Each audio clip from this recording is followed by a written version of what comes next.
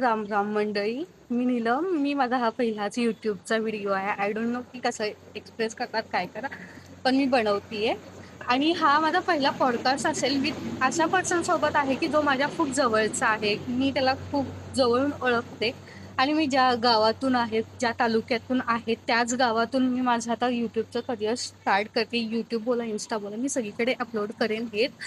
पण आज आपण अशा व्यक्तीला भेटायला जातोय की त्याने पण त्याचा करिअर आत्ताच सुरुवात केली, म्हणजे त्याने सुरुवात केलेली होती, पण त्यानं खूप मोठा पाय उचललेला आहे त्याच्या करिअरमध्ये.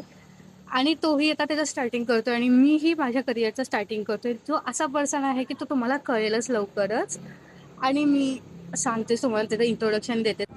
आणि मस्त आपण चाललो आहोत आपल्या डेस्टिनेशनवर. आणि हे जाताना काही मुमेंट्स मी कॅप्चर केले आहेत. आणि असा सुंदर असा रोड होता, सुंदर असं पूर्णपणे पावसामुळे नदी ओसांडून वाहत होती आमच्या गावची. आणि आता आपण फायनली आपल्या डेस्टिनेशनवर चाललो आहे आणि आपण पोचतो आहे. And we are here. आपलं डेस्टिनेशन हेच आहे. अँड आपण फायनली पोचलो आहे आणि आपण त्या व्यक्तीला तर आपण भेटणारच आहोत. आपण ज्याच्याशी बोलणार आहोत, गप्पा मारणार आहोत. नमस्कार मंडळी, मी नीलम मोरे. आणि राधानगरी म्हटलं की आपल्याला आठवतं ते ऐतिहासिक धरण, तिथली दाट झाडी आणि अर्थातच आपला राजा छत्रपती राजश्री शाहू महाराज. आणि त्यांनी राधानगरीमध्ये जे डॅम उभा केलंय तेही स्वयंचलित आहे ते. आणि पण या राधानगरी तालुक्यात एक छोट्याशा गावात एक मोठा असा प्रोजेक्ट घेऊन माझा मामा अर्थातच संदीप पाटील आणि एक स्वप्न त्यानं पाहिलं होतं. तो स्वप्नपूर्ती करत आहे. त्याचं शिवधनुष्य तो पूर्ण करत आहे. आणि आपण त्याच्याशी आता गप्पा मारू. मामा पहिला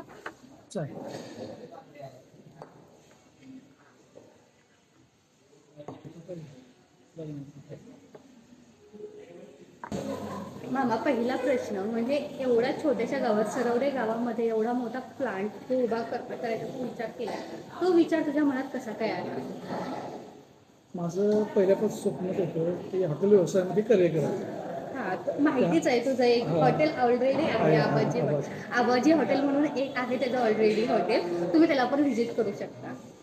तर माझं पहिल्यापासून स्वप्न की आपण हॉटेल व्यवसायाचं करायचं आणि हॉटेल व्यवसायात आपल्याला सुरू करायचं. त्या दृष्टिकोनानं एक हॉटेल आपलं आहेच.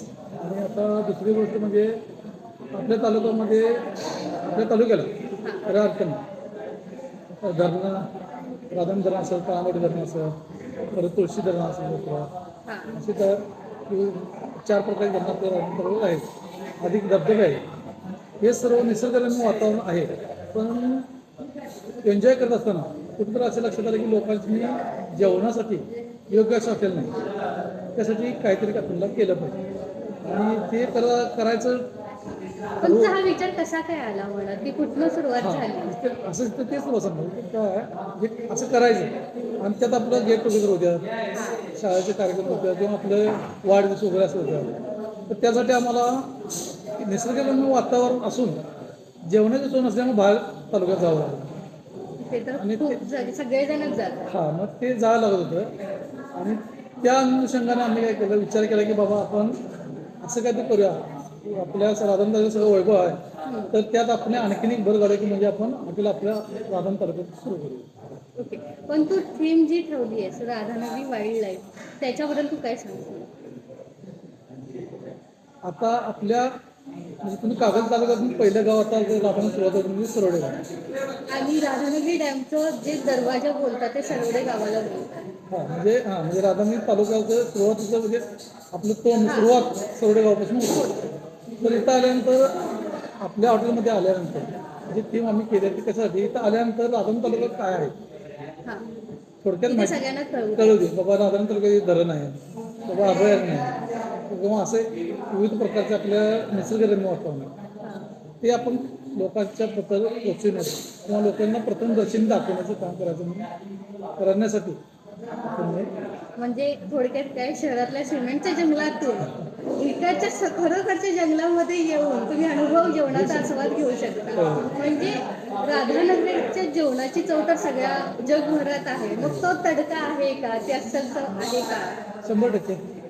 त्याच्यामध्ये स्पेशलिस्ट काय आहे? स्पेशलिस्ट म्हणजे आपण राधानगरी दूध आमटी असेल, किंवा एखादा तांबडा रस्सा पांढरा रस्सा असेल, कारण की इथल्या पाण्याला जेवढी चव आहे ती बाकी कुठेही नाही. मी पण सरवड्याचीच आहे, मी पण कोल्हापूर, मी राधानगरीतली आहे, तरी पण मी म्हणते ह्याला हा प्रश्न विचारते.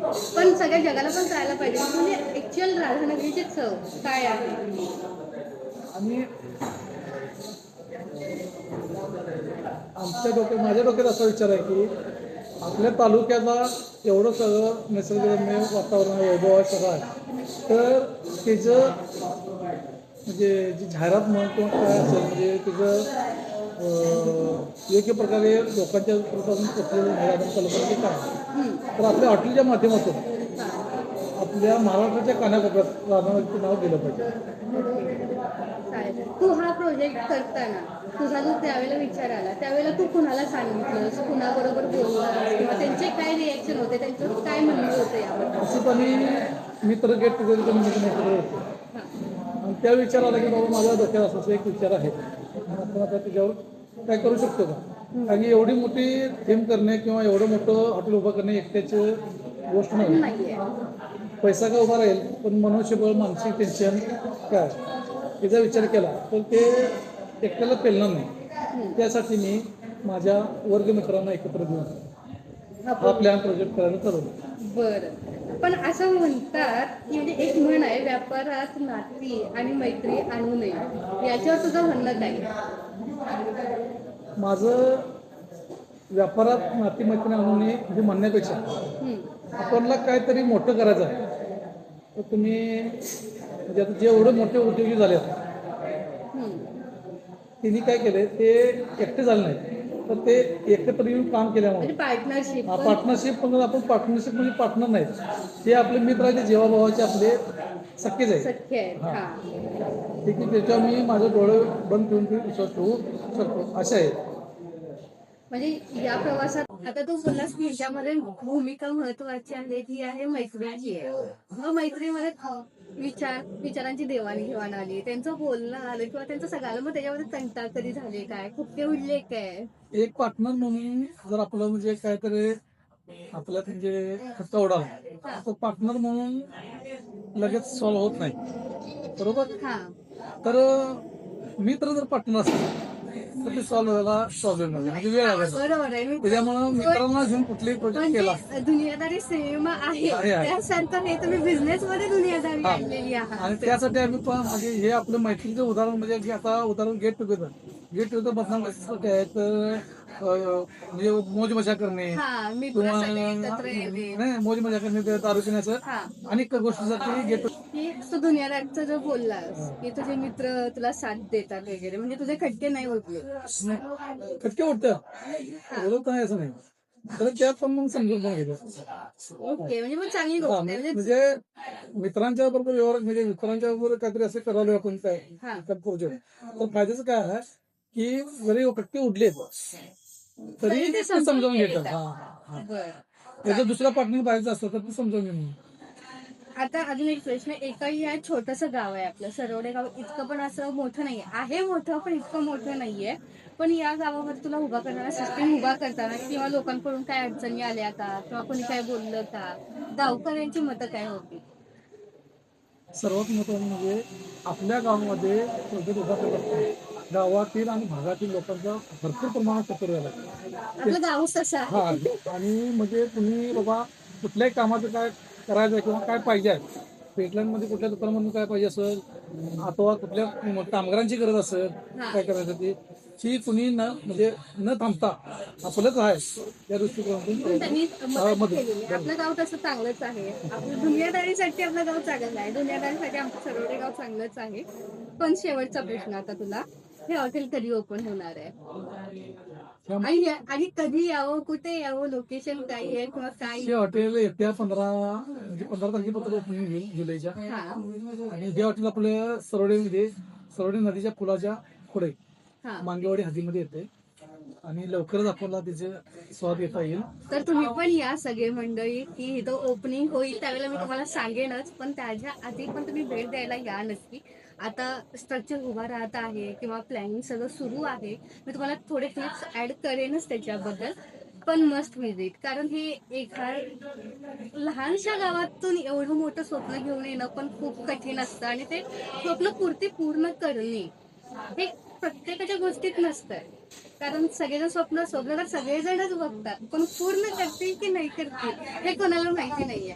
पण माझ्या मामाने ते धाडस केलंय खूप मोठं. तो खूप मोठं चांगलं काम पण करतोय.